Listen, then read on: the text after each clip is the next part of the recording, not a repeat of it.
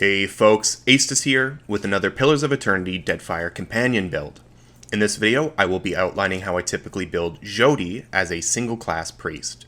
This is part 2 of a 3-part series of basic and flexible builds for the first 3 companions you get in Deadfire, Adair, Xoti, and Aloth. These 3 usually make my compositions because they cover 3 important party roles and they are full companions that are not connected to any in-game faction, meaning they won't leave your party because of decisions you make in-game. Please check out my Adair build if you haven't already, and please look forward to my Aloth build that is forthcoming. If you're interested in Pillars of Eternity Deadfire content, you can check out my other videos. I have a beginner's intro to Deadfire video for newcomers, and for more experienced players, an advanced Deadfire class tier list. I'm particularly proud of the class tier list. Josh Sawyer, the lead designer on the Pillar series, actually tweeted about that video. He called it, quote, epic, end quote. A lot of folks have told me how useful these videos have been. I hope you'll give them a look. Alright, let's dive in. Alright, here we are in game. I've got Xoti. Just like in my Adair build video, I am going to retrain Xoti from level 1 to 20, and you can get a leveling guide, see what abilities I pick as I level up, and then we'll briefly touch on equipment. Equipment isn't as important for this build as it was for Adair. Just like all companions, when you get Xoti at level 1, you have a choice of what her class is going to be. For Xoti, you get to choose between a full class priest, a full class monk, and a multi-class priest monk. I recommended going full class priest, and that is what this build will be for. I just really like full class priests. Although they start a little slow, by late game they do awesome damage. They have some of the best support abilities in the game. If you want to know more information on why I value this class so highly, please do check out my Pillars of Eternity Deadfire class tier list. I'm very proud of that video. In it, I go in depth on why the priest is so good, and I talk to an expert who's even more experienced on this game than I am to get his opinion on that as well. Okay, now let's go to the leveling guide. Here we are leveling up to level 2. Now, when it comes to skills, I'm just going to cover this now, and this is all I'm going to say about skills. I always max out religion on Xoti because the based weapon set that she gets when you first recruit her is pretty good, and it scales with your religion skill. So I usually just keep this weapon set on her, and I will max religion to get maximal scaling out of it. On active skills, you get a little bit more freedom. She starts as a priest, she starts with 2 in alchemy and arcana. I do like to invest in arcana for a full class priest Xoti build, because I like to have at least one member of my party who's invested in arcana, at least enough to cast revive scrolls. I've said it before in some of my other Deadfire videos, but when it comes to reviving dead party members, I always just use scrolls. And Xoti makes a great candidate for that. Investing in athletics can also be good up to a certain point. You want most of the members of your party to have around 5 or 6, or at least 10 or above when you factor in party help. And this will just help you navigate the overworld with as few drawbacks as possible. There's lots of events in the overworld which will test your athletics, and it will usually test each member for a 10 or above. So that can be worth investing in for Xoti. And then finally, stealth is a decent option as well. I think stealth is pretty good for most casters, but especially good for priests. The reason is when you are stealthed in combat in this game, you get a massive reduction to the speed at which you cast spells, or you just do any action at all. Basically, you just do everything faster for as long as you are in stealth. However, this is stealth, not invisibility. The only way to really be in stealth is to start a combat in stealth, in which case you get really fast actions until enemies notice you. And with a higher stealth skill, you get more actions off, right? Because you have longer before enemies notice you. Now, for a lot of characters, it's not really worth it because the first actions you want to do in combat are attack, and attacking always cancels stealth. But for priest, you usually want to start off combat rapidly casting all of your party buffs before your party spreads out while they're all grouped together. And stealth is perfect for that. The longer you can stay stealth, the faster you can get out those buffs, and the more freedom you have in maneuvering your party, because you don't really want to spread them out until after you've got all the buffs on them, right? Hopefully you get the idea of how that works. So there's a few active skills you can invest in. For this build, I'm just putting them all into Arcana, but I'm not actually recommending that. I'm just doing that for the sake of time. Usually I will go into Arcana until I get Revive. I will invest in Athletics, and then also whatever's left into Stealth. Alright, so here we are at level 2. Level 1 Xoti already has certain abilities learned. One of them is Blessed Harvest. This is a level 1 spell that she gets because of her unique Priest of Gone subclass. Blessed Harvest is, in my opinion, probably the best tier 1 spell in the game. It is just so good. It's really overloaded for being power level 1. Basically, it's a single target burst damage spell that will deal good damage if the target is bloodied and incredible damage if the target is near death. So it's used to just execute a target that is getting low health, and especially early and mid game, this is really, really important. Killing targets is obviously very good, and Xoti just has this amazing execute, but it stays useful for the entire game. So already that's what you want to be spending a lot of your level 1 spell slots on. She'll also learn Restore. This is your basic heal ability that priests get. It's a small AoE burst heal. Not great, but also not bad. I do use Restore, especially in the early game, but it will stay relatively useful into the late game as well. So already she kind of has all of the first level spells that she wants. One option to take is Suppress Affliction. This does what it says. It suppresses Affliction for a relatively short duration. Some afflictions in this game are devastating, like for example, Dominate. If your character gets dominated, you not only lose control of them, they will start attacking you, and that is terrible. So when a target gets dominated, you can just suppress the affliction and do that over and over for as long as you can, hopefully until the fight's over. So Suppress Affliction, also amazing power level 1 spell. That can be worth taking, but I actually recommend taking Monastic Unarmed Training at level 2. This just gives you the option to use your fists as a pretty good weapon. And when you first get it in the early game, like on the Port Mage Island, it is one of the best weapons you get access to in the game.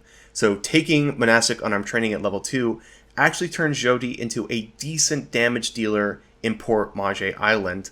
And I also just end up using the fist as her go-to weapon in terms of damage for the rest of the game. The nice thing about fists is they stay relevant with levels. You don't need to invest any gold or resources into enchanting them, which is perfect for a character like Xoti, because if you invest in enchanting her weapons, she's still not going to be that good of a damage dealer, right? So if you just give her Monastic Unarmed Training, and if you reach a point in a fight where she doesn't want to be casting spells, she just needs to be attacking, you can always switch to your fist for that. For the rest of the fight, she's casting her amazing spells.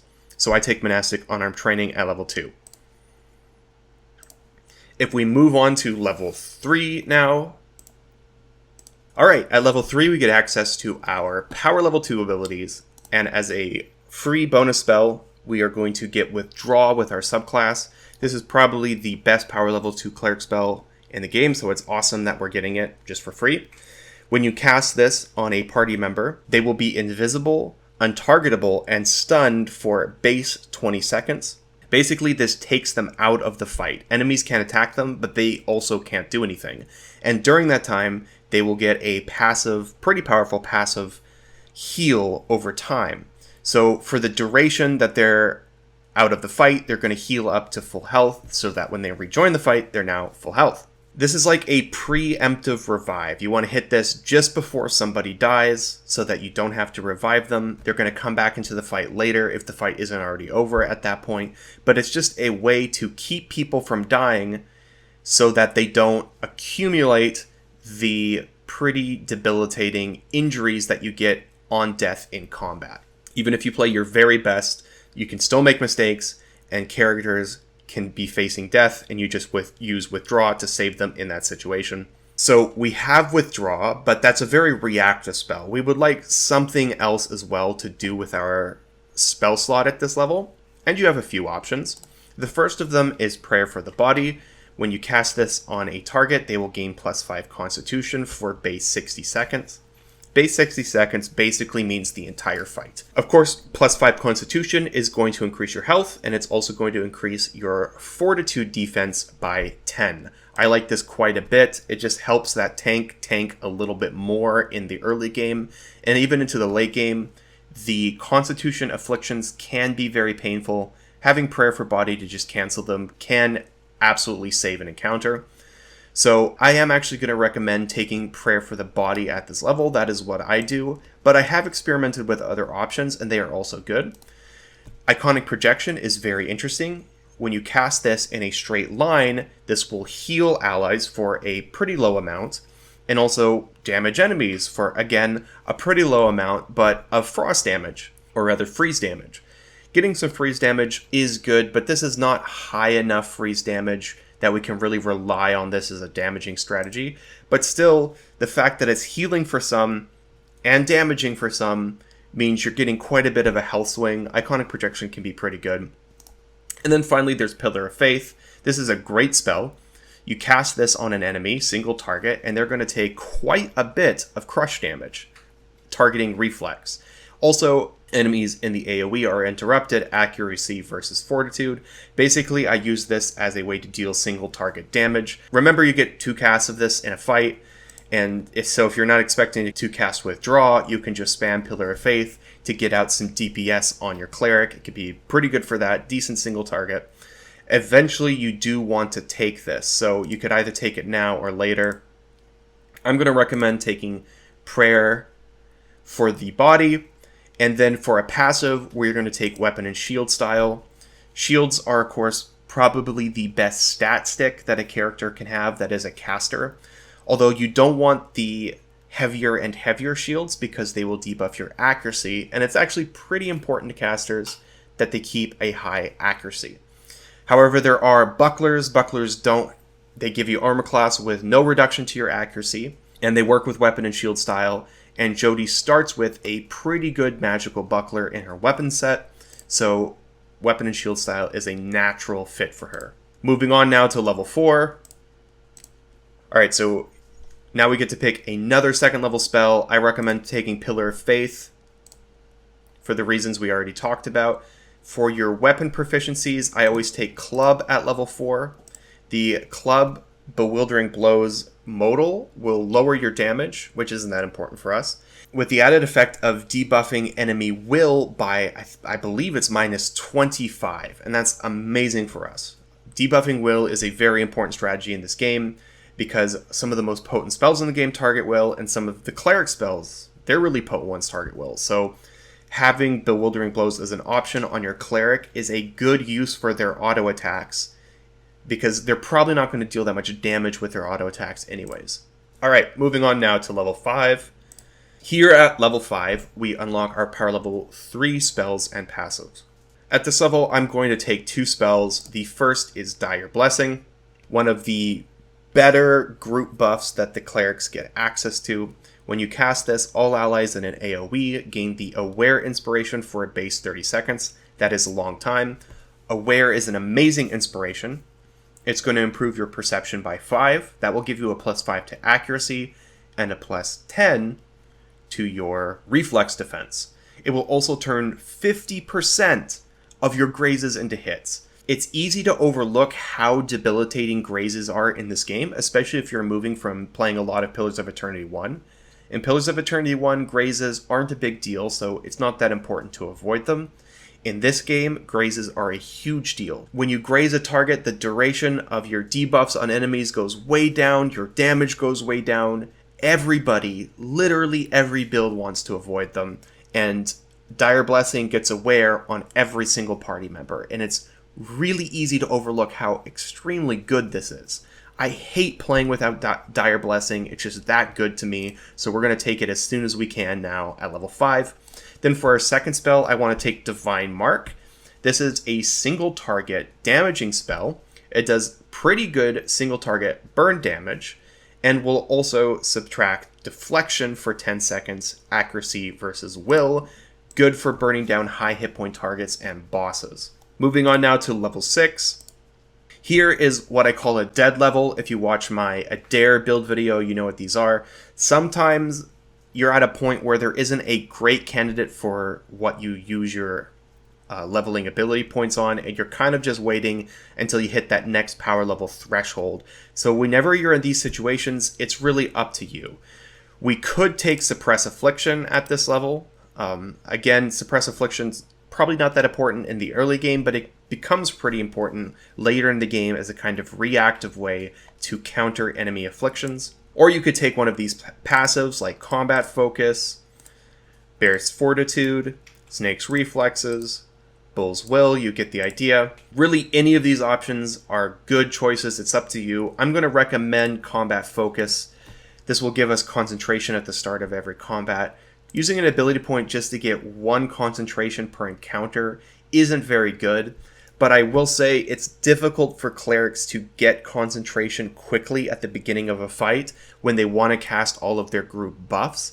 So getting it instantly at the start can definitely save you some spells in the game, so I recommend that now. Now we move on to level 7, and here's where we get access to our power level 5 abilities. These are some of the best spells in the game. Absolutely amazing. By the way, I forgot to talk about Vile Thorns, the bonus spell that you get. I almost never cast this. I've cast it a few times. It's always been underwhelming. It's just the damage is low. Sickened condition isn't that important, really. So, yeah, I just recommend ignoring the spell. At level 4, we're going to get Circle of Protection, which is pretty good when we get it, but becomes obsolete. I seldom use it because there are already so many spells that are way better that are competing for your power level 4 spell slots. We'll talk about them now. The first is Shining Beacon. This is the first really good AoE damage spell that you get. When you cast this, every enemy in an area will take 16 burn damage per 3 seconds for base 9 seconds. So, of course, this scales with intelligence. More intelligence, you're getting more burn damage, and it can equal to decent AoE damage. It is accuracy versus will, which is awesome. There are very few spells in this game which deal direct damage and also target will, and 2 of them are on the cleric, right? We've seen Shining Beacon, and we've seen Divine Mark. Yeah, it's easy to debuff will, as we've talked about in many of my Deadfire videos, and this one targets will and actually gets some burn damage out of it. On top of all of that, it also debuffs enemy defenses. So awesome. Just really all around a great offensive spell. Then there is Triumph of the Crusaders. This is a team buff.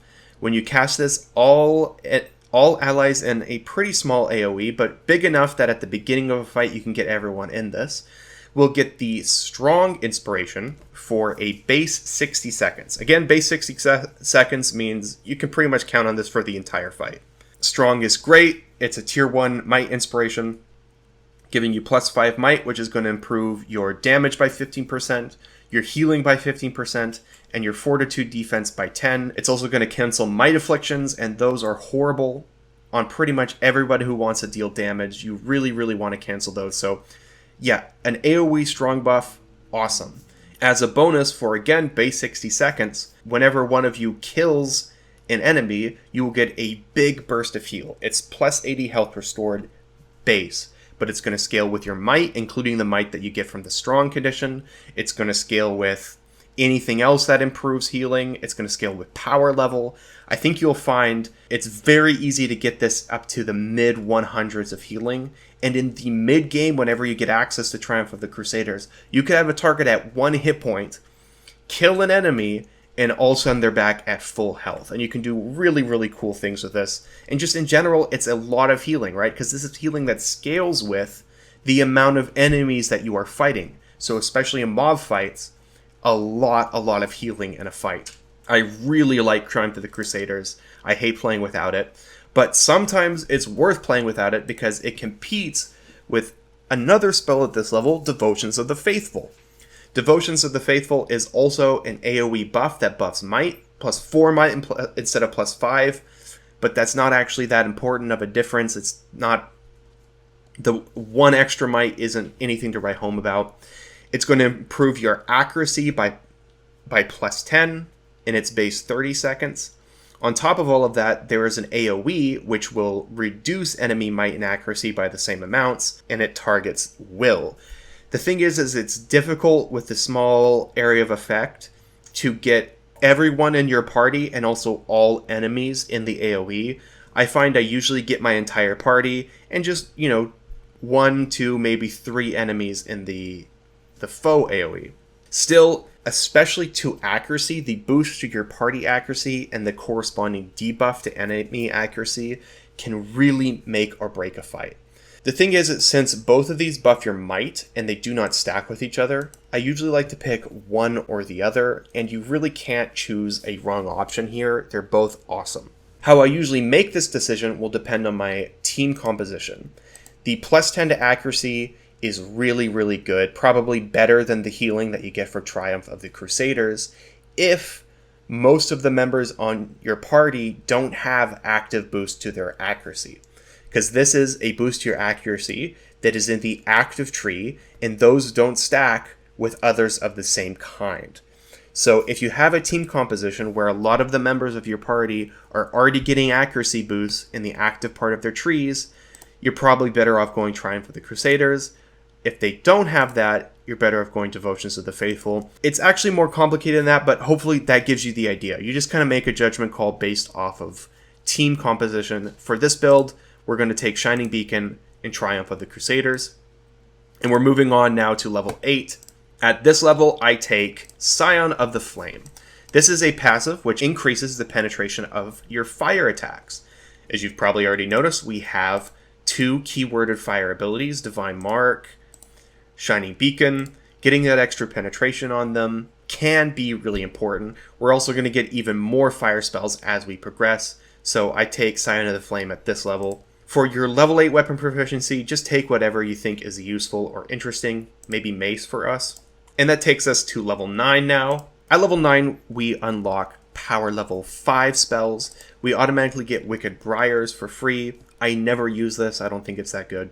Especially because, again, there are some amazing spells at power level 5 that the cleric gets access to. One of them is Revive the Fallen. This is a small AoE revive, and the first revive that clerics get access to. I never take this and I never cast it, because I tend not to like revives. I use scrolls for that, which we've talked about before. I'm not going to go through all of that again. The big spell that you get at this level is Barring Death's Door, one of the best spells in the game, completely game-breaking, especially in combination with other spells that we're going to talk about. Whenever you cast this on a single ally target, they cannot die for a base 8 seconds. It's very easy to improve this into much, much higher and more useful durations. You can get up to 2 casts of this in a fight. Actually, you can get even more than that, which is giving a lot of duration of one target just being unable to die. It's exactly like it sounds. Whenever they have this, they cannot die. Nothing can kill them.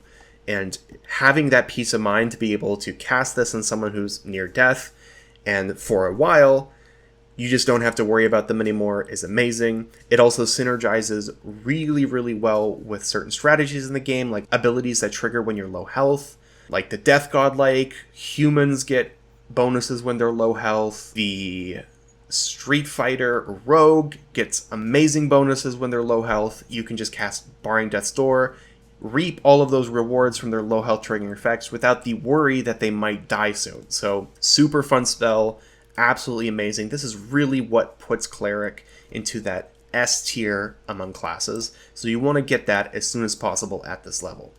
For the other spells at this level, there's some interesting options. We are going to take Litany for the Spirit. This is a single target 60-second base acute inspiration. Acute gives you +5 to your intellect. Amazing. Intellect improves the duration of your buffs and also the AoE on your attacks and buffs. It is, in my opinion, the best attribute in the game. It is the most exploitable. It is good on practically every build. So getting +5 intellect is awesome. Oh, that will also give you +10 to your will defense as well. On top of all of that, it'll give you +1 to your power levels, which is, again, amazing. It's great on all casters. It's great on anyone who's using unarmed strikes. Those unarmed strikes, whether monk or monastic unarmed training, scale with your power level. Getting acute for an entire fight on a single party member, maybe 2 if you cast it twice, really, really good. So even if there isn't a single other member of your team composition that benefits from acute, you, single class priest Xoti, will benefit from it. So that's why I recommend taking it at this level.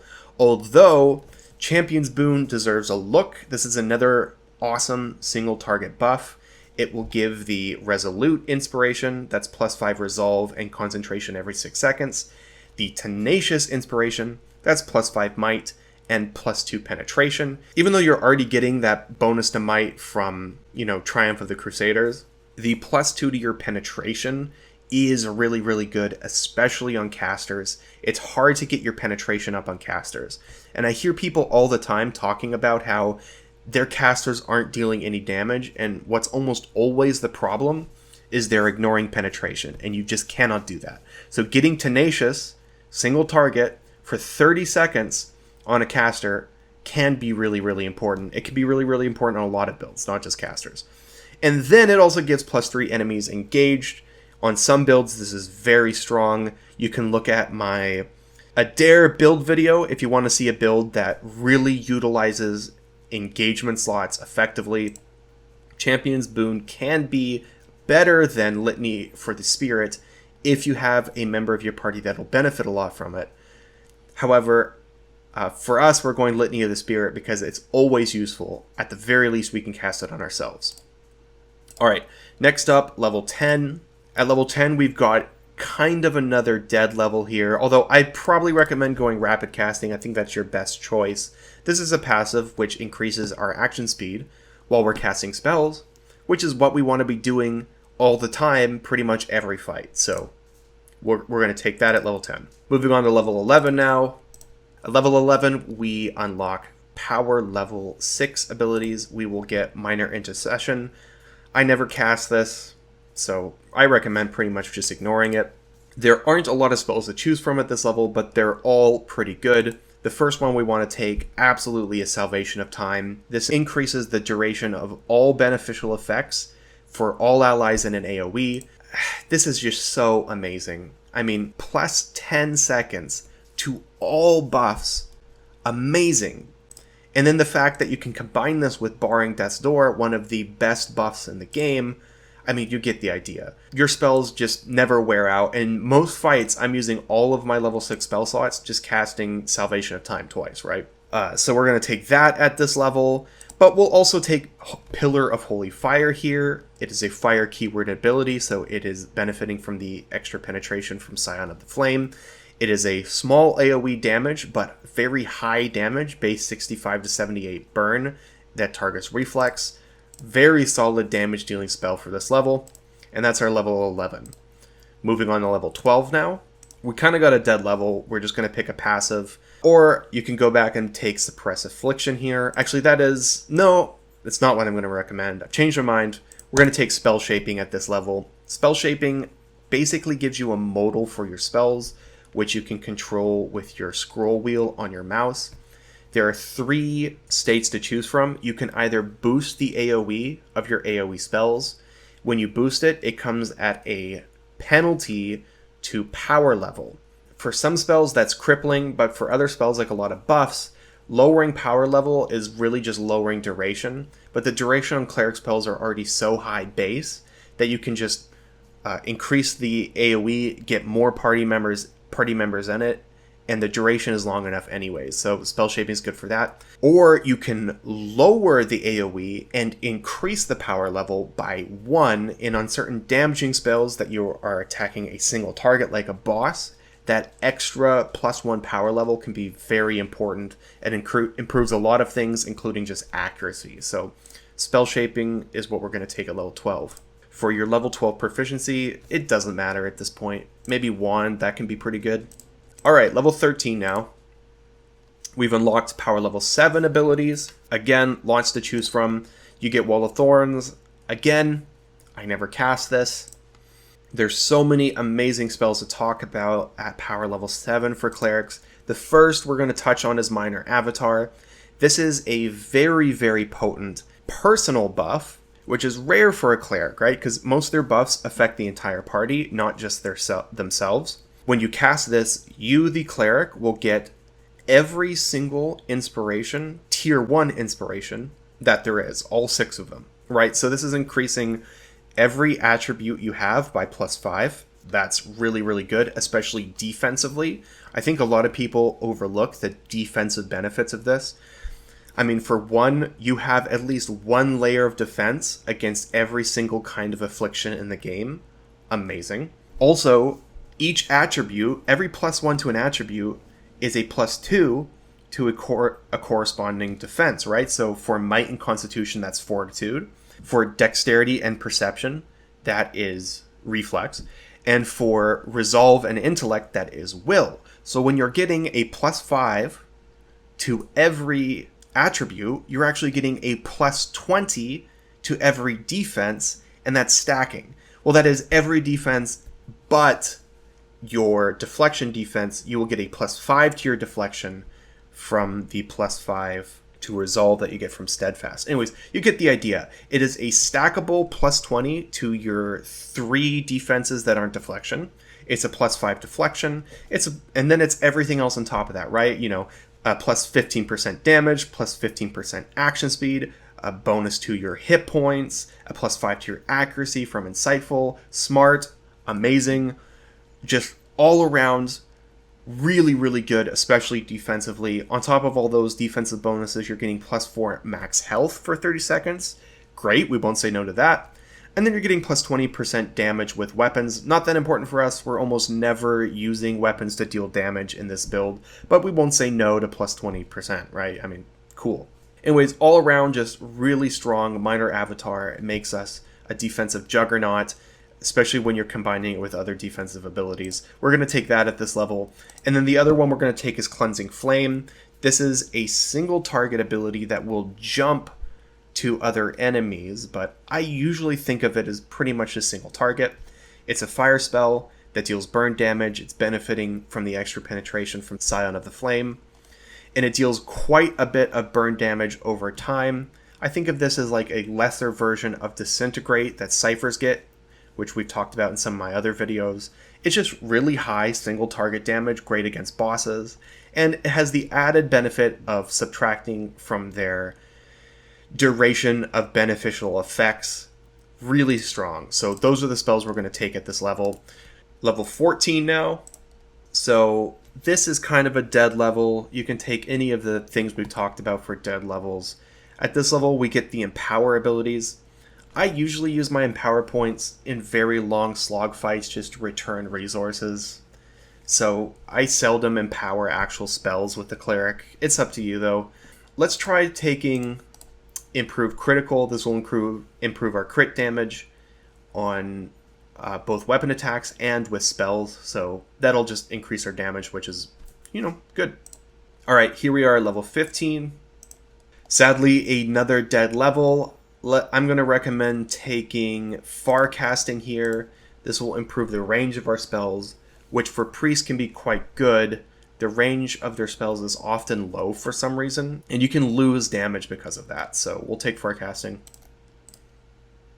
Level 16. And here's where we unlock our power level 8 abilities. We get some great spells here, including Symbol of Aethys, which we get for free because of our subclass. What an amazing spell. This is one of my favorite spells to cast. Just absolute bread and butter for priest late game. This is a ground effect spell. AoE ground effect spell. You cast it on the ground. It's going to affect all enemies and allies in the radius. For allies, it's going to give plus 15 to all defenses for 10 seconds every 3 seconds. So you get it. It lasts for as long as this duration is, which is a high duration, and actually even longer. Plus 15 to all defenses. Awesome. And that's the big reason why I tend not to take Shields of the Faithful or cast Circle of Protection. Is because with Xoti, you're going to get all of those defensive bonuses with Symbol of Aethys. And it's a spell you want to cast anyways, because it also gives you 35 to 50 burn damage, accuracy versus reflex, ticking every 3 seconds. Insane damage. This will absolutely melt targets in an AoE, and this is where you're getting most of your damage on this build, is from Symbol of Aethys, Shining Beacon. That's your AoE, right? I mean, if you need to, you can cast Pillar of Holy Fire. It's an option. For single target, you have Divine Mark, Cleansing Flame, and you end up being a pretty high damage unit. You know, you're not out damaging wizards, but it's respectable. And this is on a class that's mainly about buffing. And this, once you get Symbol of Aethys on Xoti, that's when you find that she just takes off as a unit and becomes one of the best members of your party with very little invested in her. So Symbol of Aethys, amazing. And really that leaves us one spell slot to cast in most fights. And for that, we are going to take Dismissal. Dismissal, very easily overlooked ability. It took me a while to realize how insanely strong this is. This is a spell that only really targets spirits and vessels. That is like ghosts and zombies and stuff like that. What in D&D they would call undead. And what it does is, if the spirit or vessel that is hit with this ability is your level or higher, it is going to take 29 to 42 raw damage. However, if it's lower than you, it just completely dies. It takes them out of the game. And this can take out some really, really potent enemies, just straight up remove them. I also find spirits and vessels to be some of the most annoying encounters in the game. They're very powerful units that tend to have a lot of immunities or just a ton of resistances to damage. Getting Dismissal and just removing them from the fight, it's so good. So it really turns the priest into a specialty nuker against these enemy types, but they're actually very common enemy types and very powerful enemy types. So in most fights that aren't against spirits or vessels, I will cast Symbol of Aethys. In spirit or vessel fights, I will cast Dismissal twice. So we're going to take Dismissal, and then for a passive, Great Soul, this will give us +1 in power points, which is great. Again, weapon proficiencies just don't really matter at this point. I don't know, you could maybe take Flail. Alright, now we're at level 17. We've got kind of a dead level again. You can take any of the things that we've talked about. I'm going to recommend taking Spell Resistance here. Now we're up to level 18. Again, dead level. I'm going to recommend taking Bull's Will. Then we're at level 19. This is the really best and final impactful level that we get, because this is where we unlock our power level 9 spells and passives. Now for all priests at power level 9, you're going to get access to these symbols of a particular deity, kind of like Symbol of Aethys, which we already have access to the power level before. And all of them are decent. You can take a look at them. I'm going to recommend you take Call of Rimmergand. This deals all right freeze damage. It's not amazing damage like Symbol of Aethys was, but still respectable damage. It's going to subtract from the duration of enemy beneficial effects in the AoE. That's good. By the way, this is a ground effect just like Symbol of Aethys, just to be clear. And then it also pulls enemies in, and that's really great for us. Pulling enemies in groups them together, which means we are more likely to hit more targets in our AoE spells. So what I do is cast Symbol of Aethys, then I cast Call of Rimmergand on top of it, and it will pull people into the damage of Symbol of Aethys, and then we'll also add freeze damage itself. I like that it's freeze damage because, as you probably noticed, most of the damage on the priest spell list is fire. Fire tends to get countered. It's probably the most counterable damage type in the game. You really want to vary your damage types, so getting a decent damage frost spell is great for us. That's what I recommend taking for spells. And then for our passive, we're going to take Prestige, one of the best passives in the game. This just gives up a straight +1 stackable, class agnostic power level increase. Amazing. That's the big reason why you want a single class, is to get this. So that's level 19. And then finally for level 20, we kind of have a dead level, and it's up to you. You pick any of the things we've already talked about. And that concludes the leveling portion of this build. Now we're going to talk about equipment, but before we get there, hopefully you get the idea of what the cleric is like in combat. You want to start combat stealthed. As soon as you trigger it, you want to cast all of your amazing buffs, primarily Dire Blessing, Triumph of the Crusader, or Devotions of the Faithful, whichever one you picked. Litany for the Spirit, cast that either on yourselves or one of your party members if you have a party member that will benefit from it more. And then you want to switch to your damage spells, which are primarily Symbol of Aethys and Shining Beacon against mobs. Against single targets, it's Cleansing Flame, Divine Mark. After that, you have After that, you just have a collection of pretty good reactive spells like Barring Death's Door and Salvation of Time to improve the buffs of either Barring Death's Door or any of the other amazing buffs that you can get on your party.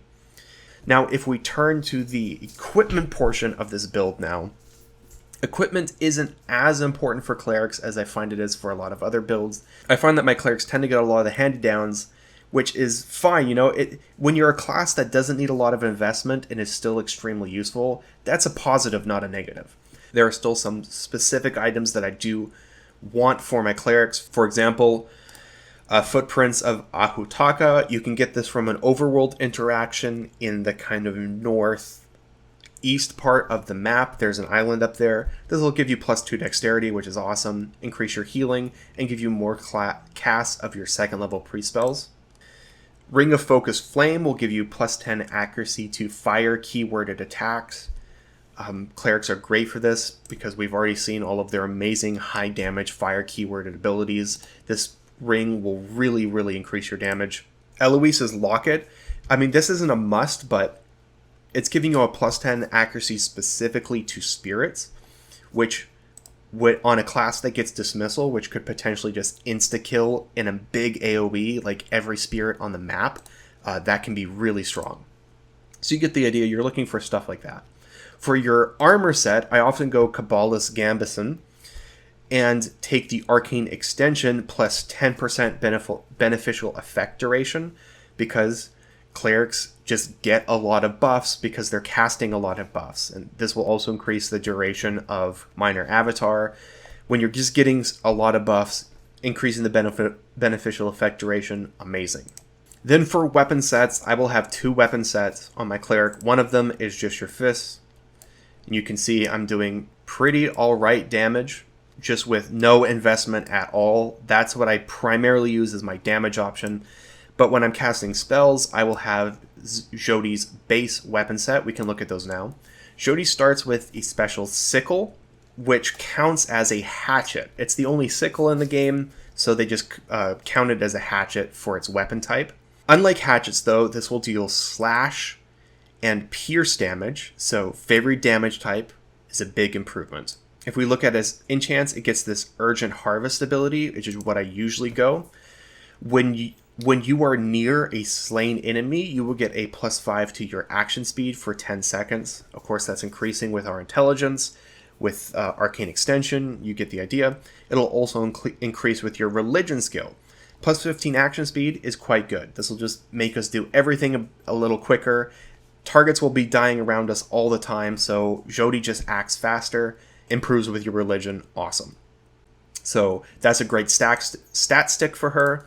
Then there's Xoti's Lantern. This is, again, it's coded as a small shield or a buckler, so it's going to increase your deflection without decreasing your accuracy. It's going to give you plus to enemies engaged, which sometimes comes in handy. And then it comes with a lot of enchantments. The one that's relevant to the single class cleric build is a +2 on all restoration power levels and all inspiration power levels. So it just makes us better healers and better buffers, and that's great. However, whenever you do her regular companion questline, you will eventually get a special item which unlocks an aura depending on what choices you made with her. That aura can either be this, the Threshing Aura, which will have a passive damage increase to all areas in an AoE, which will improve with your religion skill. Or it can be, if you do the good path, you get, I can't remember what the aura is called, but it's basically the same. Instead of increasing damage, though, it increases your spell deflection. So there's a defensive option and an offensive option. Both are good. You really can't go wrong with it. And of course, she benefits from this as well. So both of these are great stat sticks when you're casting spells. They scale with your religion, which is why we invested in religion. Then whenever I want to actually deal damage, I'll switch to her fists. And that is how I build Xoti for weapons. And that covers most of the important equipment of the game. Again, for single-class cleric Xoti, the equipment isn't as important. And that is it for this video, you guys. Stay tuned. I will have another one out where we cover Alof, and that will be the end of this series where we do 3 companion builds for the first 3 companions you get in the game. So keep an eye out for that one. Thank you for watching again. I will catch you next time.